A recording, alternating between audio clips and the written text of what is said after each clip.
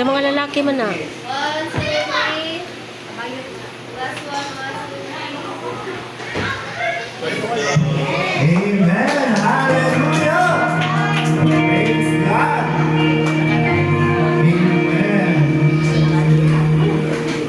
Hallelujah. Praise the Lord. So, hindi na dapat dugay-dugay may suon. Amen. Hallelujah. So, ang mga naay Bible diha, physical na Bible nga libro jud sa Bible app sa gadget atong i-use yun no properly lang gid malayo ta na magsuon ating open ato ang Bible app and everything pagabasahon nato diha sa atong buhi nga Dios ato i-surrender ta na sa atong buhi nga Dios sa atong mga problema whatever dili nato sanay ipakilit bitaw mga problema dili nato i-surrender sa atong buhi nga Dios kay atong buhi nga Dios naman ang makatapang through the people nga iyang gigamit nga mahimong instrumento. So amen. So dili nato dugay man suon. So ari na ta sa atong word of God. So let me call on Pastor Emmanuel for the word of God. So atong palakpakan na kabuhi nga Dios kay suon sa kabuhi sa atong kanto.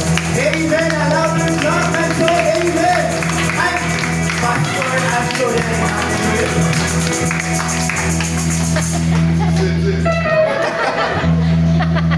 Amen. So, sa akong pagsugod, magpasalamat din ko sa, syempre sa tungbuhin ng Diyos nga, iyan ang pugong gihatagan ng bagong opportunity nga mahimong instrumento magpagamit sa iyang Amen. silbi kinagi sa pagpadala sa iyang pulong kanato karon.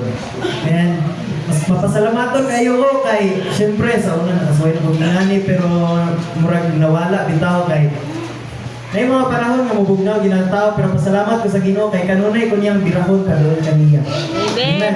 So, magsugod na ta. Sa ato ang tema para karong buwana is brand new beginnings. So, kani nga tema gihatag ni sa Ginoo sa ato para magsilbi nga pahinumdom nga gitagaan ta niya kanunay og opportunity nga mahimong bago nga atong ginabuhi pinaagi sa pagduol kaniya.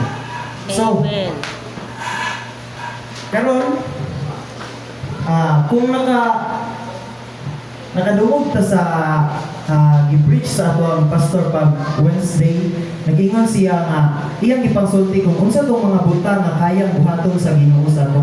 Siyempre, buhat siya og moayo og sakit, musulbad og mga problema, mupagko sa atong sitwasyon sa kinabuhi o ang pagbago mismo sa atong tagsatagsang kinabuhi. Amen. So, sa mga examples na makita nato sa Bible, sila tanan ay nay mga tao nga nakabaton og kabaguhan, kato healing or sa panadiha nga pag-solve sa ilang mga problems or nabago ang situation sa ilang kinabuhi. Nay gipangsulti sa Bible kung kinsa to sila o kung unsa ang gibuhat sa Ginoo sa ila. Pero naay butang adto nga murag nakapapareha nilang tanan. So mao to ang atong storyaan karon kung unsa tong similarities nila.